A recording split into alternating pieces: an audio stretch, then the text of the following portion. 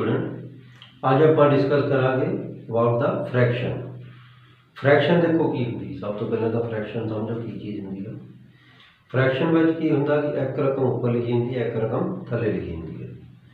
जिहड़ी रकम उपर लिखी होंगी उन्होंने आप कहने न्यूमीनेटर, तो जिहड़ी रकम थले लिखी होंगी उन्होंने आप कहने डिनोमीनेटर। सो आप इन्हूं समझते हैं चंगी तरह के नाल ध्यान दिओ। सो चैप्टर 8 है अपना fraction is equal to numerator over denominator. So the numerator written above the line is called the numerator, and the numerator written below the line is called the denominator. If numerator is equal to 4 and denominator is equal to 5, so fraction become numerator और denominator is equal to 4 upon 5. आप example लैके समझते हैं।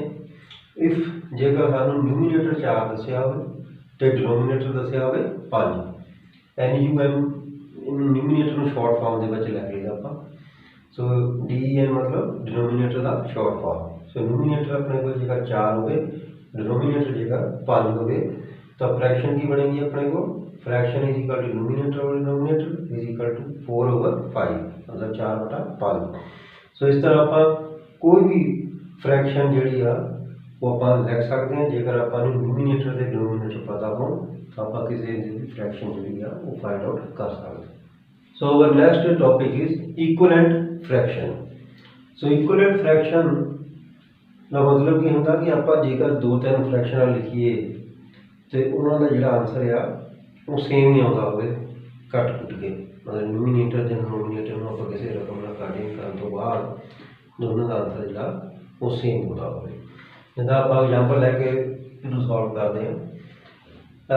Right the equivalent fraction of 1/8। 1/8 की आप equivalent fraction जी वो लिखनी है। कितना लिखांगे?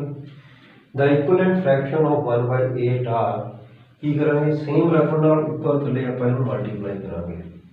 सो पहले आप 2 उपर मल्टीप्लाई किया, 2 ने थले अपने को कितना आ गया 2/16। और 2/16 तो 1/8 कितना इक्विवेलेंट है ये देखो, क्योंकि जेकर आप 2 के टेबल से कट कर दीए तो की आएगा 2 1 या 2, 8 2 या 16, तो ये आंसर है 1/8 ही है। सो इस करके 2/16 जी that is equivalent fraction of 1/8। ठीक है, यदि आप होर भी कर सकते हैं। 1/8 को आप सेम रकम ऊपर मल्टीप्लाई करना, सेम नहीं थले, तो अगर 3/24 दैट इज अगेन 1/8 कटिंग तो बाद। और एग्जाम्पल ले लो 1/8 मल्टीप्लाई 4/4 दैट इज 4/32। 4/32 भी एक इक्विवेलेंट फ्रैक्शन है, यदि 1/8 की इक्विवेलेंट फ्रैक्शन ही है। सो इस तरह आप कई होर इक्विवेलेंट फ्रैक्शन आप 1/8 दियाँ इस तरह आप फाइंड आउट कर सकते हैं।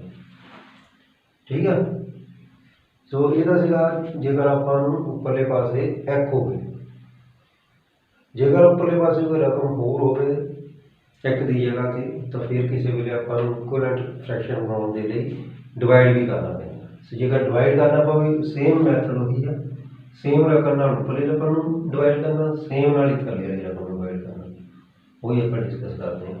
सो हम आप अगली एक लेने equivalent fraction. The equivalent fraction of 28/42। सो ये आप 28 से 42 की इक्विवेलेंट फ्रैक्शन लिखनी है। जिदा तुहानू पहला कहा कि जेकर उपर ऐड हो गए फिर तो आप सिंपली उपर थले सेम रकम मल्टीप्लाई करके भी इक्विवेलेंट फ्रैक्शन आप फाइंड आउट कर सकते हैं। पर जेकर पहले उपर कोई रकम हो थले भी बड़ी रकम हो फिर आप इन शॉर्ट विच करांगे, मतलब इनू किसी रकम के नाल डिवाइड करांगे। सो 28/42 सब तो पहला सेम रकम डिवाइड करना, सेम ना ही ऊपर सेम नहीं थले। सो कितना आ गया अपने को 28 में 2 डिवाइड किए थे 14, तो 42 में 2 डिवाइड किए थे 21। इस तरह इनका अगला हो लिखो 28/42।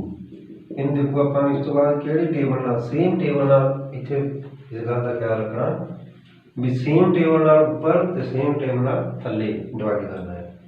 सपोज करो आप 3 डिवाइड करिए सो देखो 3 की है ऑड नंबर है, तो इतने कितना 8, 28 की है ईवन, सो 3 नाल 8 डिवाइड नहीं होगा। जेकर आप 4 नाल डिवाइड करते हैं तो ऊपर वाली रकम तो 4 नाल डिवाइड हो जाती है, पर थल्ले वाली डिवाइड नहीं होती।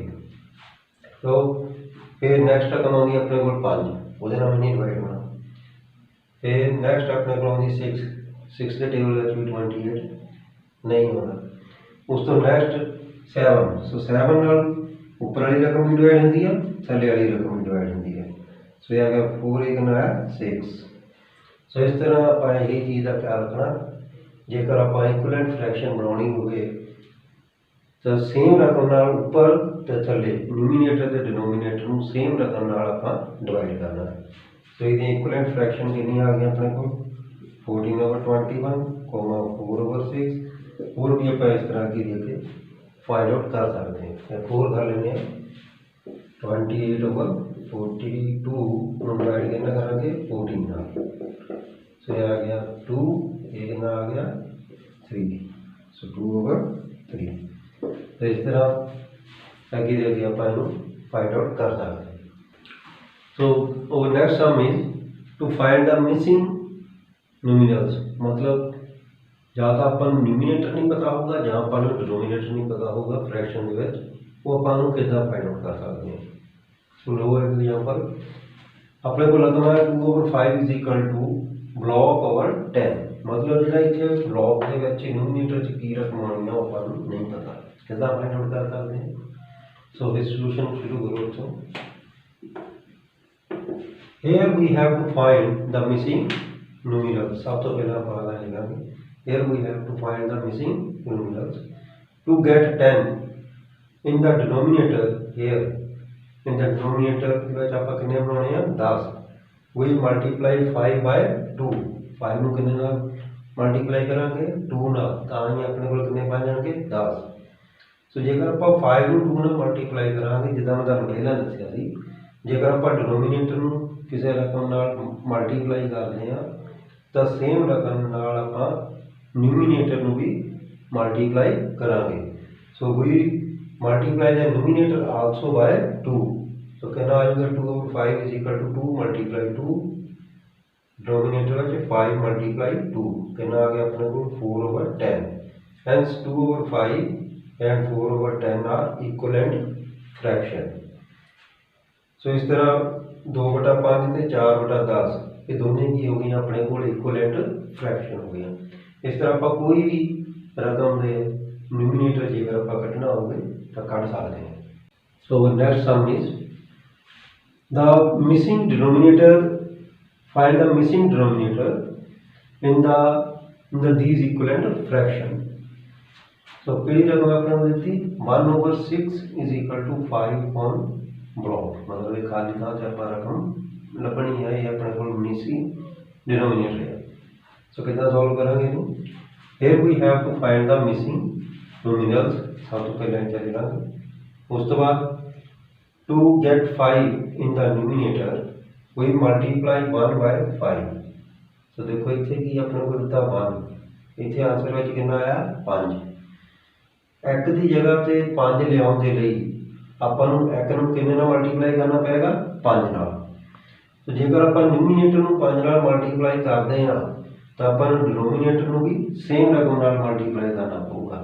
सो 6 में भी कितना मल्टीप्लाई करना पड़ेगा 5 नाल। So we multiply the denominator also by 5। So 1/6 is equal to 1 multiply 5 over 6 multiply 5 कितना आ गया अपने को 5/30। Hence 1/6 and 5/30 are equivalent fraction. ठीक है, एक एग्जांपल और ले लो, that is 7/9 is equal to 63 block. So की चीज़ है इतने अपने को सब तो पहले अपन आ जी मिसिंग है डिनोमीनेटर के न्यूमिनल्स आप फाइंड आउट करना है। सो इतने अपने को न्यूमिनेटर की दिता है 63। सो इतने दिता अपने को 7 की जगह पे आप 63 बनाना, तो 7 किन्ने नाल मल्टीप्लाई करना है तो होगी 9 नाल। So we should multiply numerator by 9 और 7 बाय 9 ਤਾਂ ਹੀ ਆਪਣੇ ਕੋਲ ਇੱਥੇ ਕਿੰਨੇ ਬਣ ਗਏ 63। ਸੋ ਜੇਕਰ न्यूमिनेटर ਨੂੰ ਆਪਾਂ 9 ਨਾਲ ਮਲਟੀਪਲਾਈ ਕਰਦੇ ਹਾਂ ਤਾਂ ਆਪਾਂ ਨੂੰ डिनोमिनेटर ਨੂੰ ਵੀ ਕਿੰਨਾ ਮਲਟੀਪਲਾਈ ਕਰਨਾ ਪਏਗਾ। Therefore we should multiply denominator also by 9। So की बनेगा 7/9 is equal to 7 multiply 9 upon 9 multiply 9 is equal to 63/81। So 7/9 is equal to 63/81। So these are the equivalent fraction. So like this you can do other sum also. So अपना next sum है हम write the equivalent fraction of 10/4 with numerator 15। ਆਪਾਂ equivalent fraction की कढ़नी है 3/4 की 3/4 की equivalent fraction कढ़नी है पर कंडीशन की है कि न्यूमिनेटर ਵਿੱਚ ਕਿੰਨਾ ਆਵੇ 15। ਸੋ 3/4 इज इक्वल टू 15 ओवर ਇੱਥੇ ਆਪਾਂ ਨੂੰ ਪਤਾ ਕਿੰਨਾ ਕਰਾਂਗੇ ਕੁਐਸਚਨ ਮਾਰਕ ਪਾ ਦਿਓ ਜਾਂ ਬਲੌਕ ਪਾ ਲਓ ਡਿਨੋਮੀਨੇਟਰ ਵਿੱਚ। ਹੁਣ ਇੱਥੇ ਜਰਾ ਸਮਝੋ ਵੀ ਆਪਾਂ 3 ਦੀ ਜਗ੍ਹਾ ਤੇ ਕਿੰਨੇ ਬਣਾਉਣੇ ਆ 15 to get 15 in the numerator we must multiply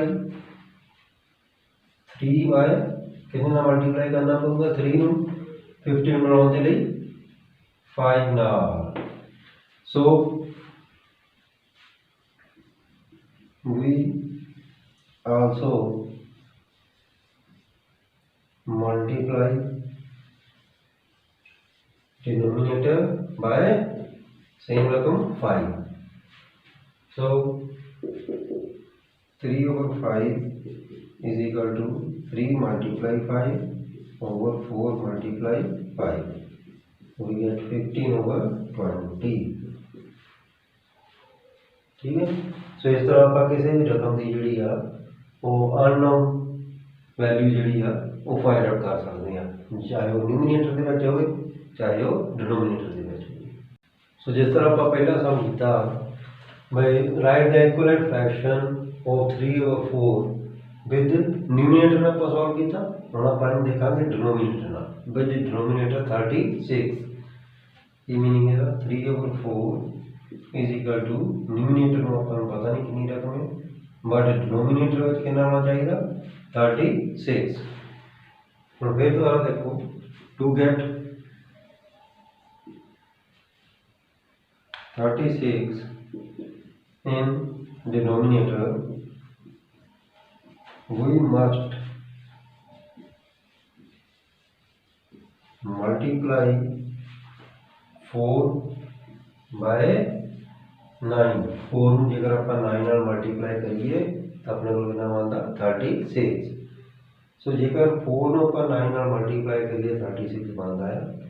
सो इसलिए अपन न्यूमिनेटर को भी कितने ना मल्टीप्लाई करना पड़ेगा 9 ਨਾਲ। सो we should